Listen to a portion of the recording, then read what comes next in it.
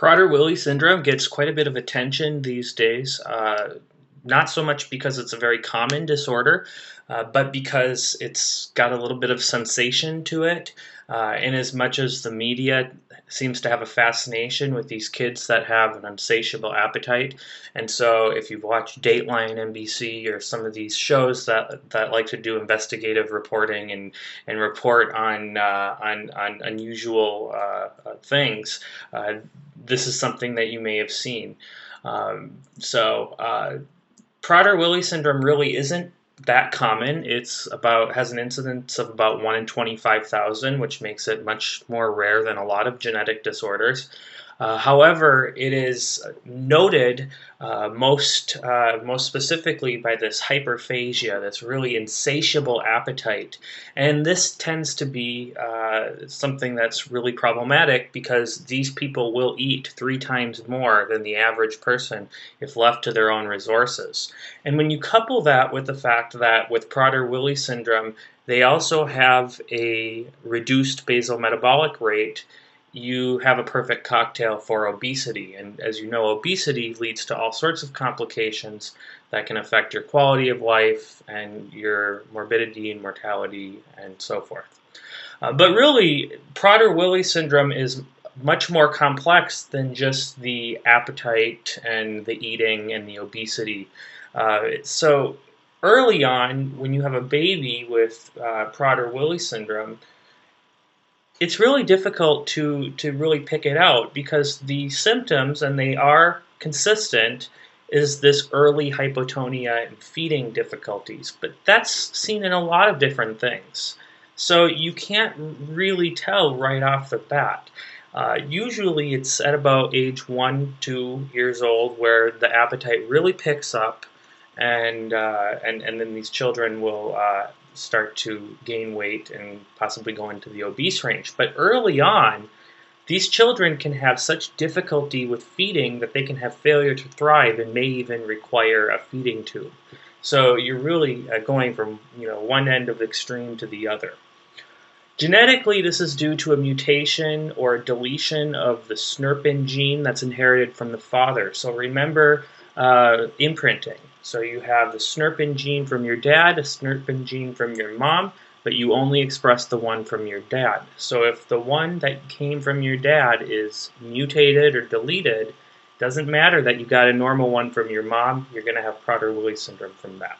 Another way you can get it is maternal UPD, uniparental disomy. And so in that case, you just get 2 chromosome 15s from mom, and so you're not going to have a functional SNRPN gene because the only way you can get a functional SNRPN gene is if you get it from your dad. So this is just my little cartoon on how Prader-Willi syndrome can come about.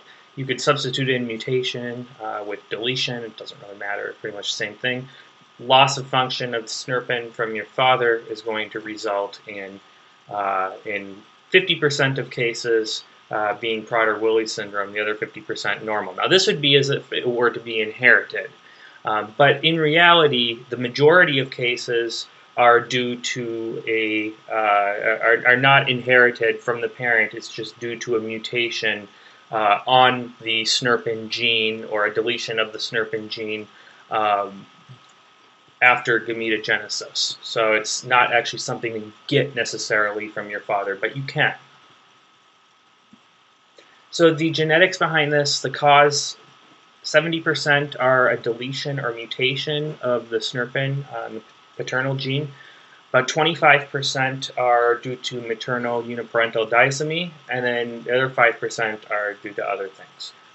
And about 80% are going to be sporadic, and the other 20% will be congenital. So a lot of the features that you see in Prader-Willi syndrome can be accounted for by hypothalamic dysfunction, and the SNRPN gene actually does play a role in the hypothalamic regulatory functions. So early on, you have these difficulties with feeding as a newborn. That ultimately is going to give way to rapid weight gain during childhood, which can lead to morbid obesity. The hypotonia that you have during early childhood will usually lead to a late acquisition of major motor milestones because the muscle strength just isn't there. And so usually with crawling and walking, that doesn't happen until the second year of life.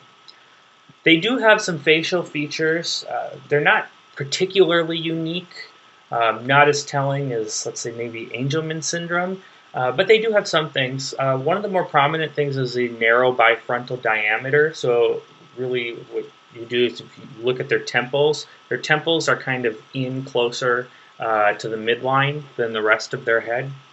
They also have almond-shaped palpebral fissures, but this is kind of hard to recognize. A narrow nasal bridge. This is something you'll see more in adults. With babies, it's kind of hard to appreciate that. And then a downturned mouth. They're the kind of people that have, and there's normal people that have this too, but have sort of the neutral scowl where you tell a person to just don't make any face at all, but it looks like they're frowning. These patients tend to have that. Neurologically, like I mentioned, there's hypotonia early on. Later on, the muscle tone gets better, but they can still have lethargy from that. Orthopedically, small hands and feet are noted. These patients are also at risk for scoliosis and kyphosis. There are a lot of different endocrine issues that come from this because of the hypothalamic involvement. So they do have a hypothalamic hypogonadism. They tend to be a little bit shorter. They can also have adrenal insufficiency, early adrenarche, poor temperature regulation, and decreased skin pigmentation. Remember, the melanocyte stimulating hormone that comes from your hypothalamus. So that's probably what's behind that. Behaviorally, of course, the hyperphagia is going to be a prominent feature and really the most problematic feature for these patients. They can also develop OCD features like skin picking, organizing, hoarding. They tend to have tantrums, usually not just because of the Prader-Willi syndrome, but because eventually you need to keep these patients from eating as much as they want to, and so that can lead to frustration and tantrums. And then the fatigability, that's typically you could probably say that's the same as lethargy. So other things, sleep apnea, that would generally be due secondary to the obesity. Diabetes type 2, there's another problem due to obesity. So you can kind of see this constellation of issues, sort of, most of them are related to one another, but the one that the USMLE is probably going to test you on is the hyperphagia. They may bring up the narrow bifrontal diameter. They may even bring up the difficulties feeding as a newborn. So this is a cartoon. I found this online.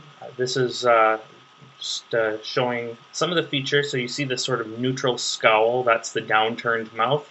They also have a thin upper lip. That's a very unique feature. You don't see that in a lot of places. Then it's kind of hard to see it because she's got hair. But there's a narrow temple distance. So I got some better pictures of that. So not this one, but this one's illustrating this kid has relatively small hands and feet. He's also got a relatively thin nasal bridge, or narrow nasal bridge. He's a little chubby, but not as bad as some of these kids get. Okay, so look at this baby. Notice the thin upper lip. That's probably going to be one of the easier things to that you can pick out in a baby, because otherwise this baby looks pretty normal. Again, you see that thin upper lip here. That's a very, very, very characteristic sign. You can see it in other things, but this is one of the things that's a little easier to pick out. Now, as they get older, you really can see that narrow diameter, narrow bifrontal diameter. It's right here. So look at this kid's head. I mean, his dad's pretty big too, but if you look at his head compared to his dad's head, you can see that his head kind of almost makes like a teardrop shape, whereas his dad's head is pretty ovular. So he's a little bit narrower on the top of his head. And he's also got that really narrow nose. Okay, so these are some really good pictures here. So this young man on the left here has a very prominently narrow forehead, and then he's also got a very thin upper lip, as does this woman. You can see that compared to the rest of his nose, the nasal bridge is quite narrow. Now, when you look at this young man's hair and also his complexion overall, this is relatively characteristic for Prader-Willi syndrome. There is a gene on the that regulates pigment, and that's apart from the whole hypothalamic stuff. But there's a gene on chromosome 15 that regulates pigment, and that can be affected if there's a big enough deletion with Prader-Willi syndrome, and that, it can also happen with Angelman syndrome as well, and that can lead to this fair complexion, usually green eyes, not brown eyes, and then lighter colored hair. So the development physically, as we mentioned, they tend to be a little bit delayed. Late acquisition of major motor milestones. Usually the average age for sitting unsupported is about 12 months. Walking is about 24 months. And so that's quite delayed. Cognitively, they tend to have a mild to borderline intellectual handicap, but most Prader-Willi patients are able to function and go to school. They may need a little bit of special education. The average IQ is 70, so that's really only in the range of mild mental retardation or mild intellectual handicap. But there are a lot of patients, as a matter of fact, I think the plurality that are only borderline, and there are some patients that are of normal intelligence. What you really see with Prader-Willi syndrome that's unique is that they have a preservation of their visual spatial skills. And so these kids, well, a lot of them really like to do puzzles, like jigsaw puzzles, because they tend to excel with that. Socially, there may be some difficulty with social skills, but for the most part, that area is not too bad. As they get older, the hypogonadism is going to prevent puberty from occurring appropriately, so that's going to need to be managed by a pediatric endocrinologist. Of course, once they hit even just 4 or 5 years old, food security is going to become a major issue because these kids want to eat and eat and eat and eat. So it's going to be incumbent on the parent to make sure that the food is put in a secure place where the kids can't get at it. And there can be some problems from this because the kid's hungry, not getting food, they get frustrated, and aggression can result from frustration. And so this is an area where it's important for behavioral therapy, relaxation techniques, and so forth. OCD features can manifest during adolescence, and those are things like skin picking, hoarding, arranging things, and that I'm not really sure why exactly that happens, but it does. So there are obsessive compulsive features in, I think the numbers I saw were about 40 to 60%. So around half of Prader-Willi patients will have some OCD features. The best initial diagnostic test is going to be a methylation analysis, southern blot testing, also fluorescent in situ hybridization.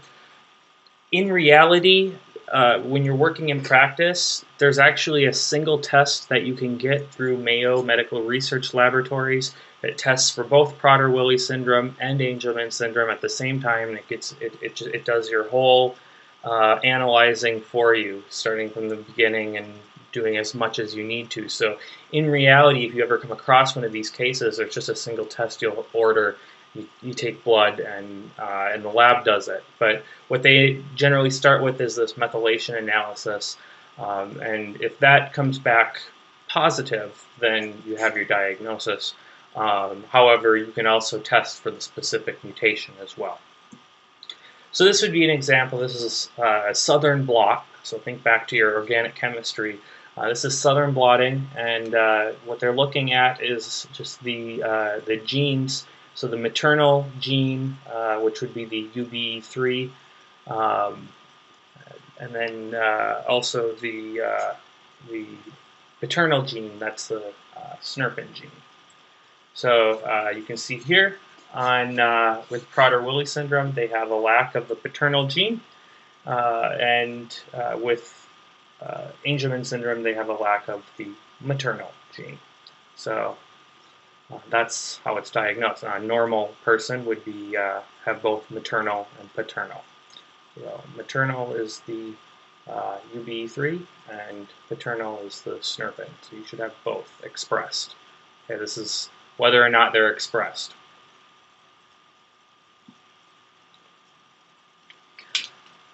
So, as there's no cure for Angelman syndrome, or sorry, for Prader-Willi syndrome, that should say, management is going to be focused on reinforcing positive behavioral strategies, reducing symptoms if at all possible, and preventing obesity and its complications. So, early on, you can have failure to thrive in neonates. And so to manage that, we want to encourage intensive and persistent nursing, as well as a speech-language therapist can be helpful as well.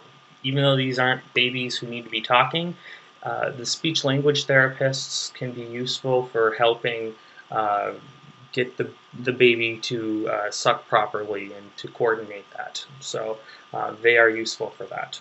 Tube feeding is indicated if the initial management fails.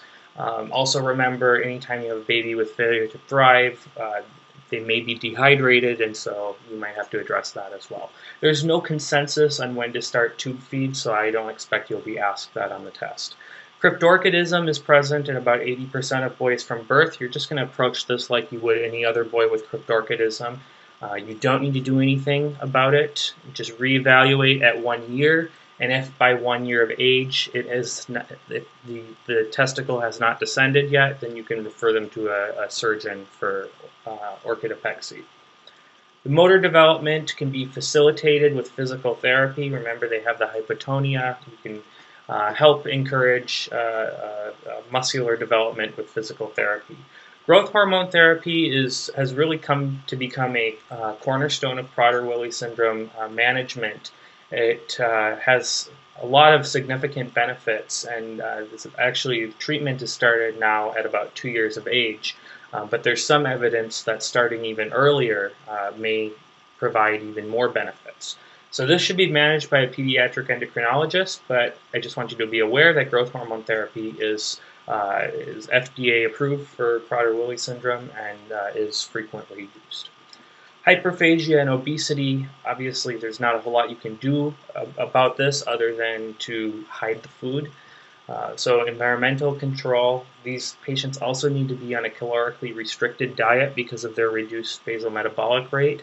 Regular exercise is useful for bone health and for burning off calories. Psychiatric and behavioral counseling can be useful for teaching these children, adults, how to manage their anxiety, and then parental education is going to be critical because of the challenges that these parents face dealing with this unique situation. Of course, this is a multidisciplinary management, so one doctor is not going to be able to help with all of this. You need a lot of professionals helping out these children. So the long-term considerations here, adult functioning is variable. So it really just depends on the IQ. A higher functioning child, as far as IQ, is probably going to be a higher functioning adult, and vice versa. The major issues stem from the lower metabolic rate, the risk for obesity, and of course that insatiable appetite that really makes food security a concern, because we're afraid that these patients are going to eat too much, or that they're going to binge eat and wind up choking, or things along that line. Now, certainly if they're obese, like a lot of them are, we need regular monitoring for type 2 diabetes as well as lipid profiles, because one of the more common causes of death in patients with Prader-Willi syndrome are cardiovascular issues due to the morbid obesity. Obstructive sleep apnea is a very common problem in these patients, as you probably have guessed, just based on the fact that they are so obese, and some level of obstructive sleep apnea is actually really the rule in morbidly obese patients. More of them have it than don't.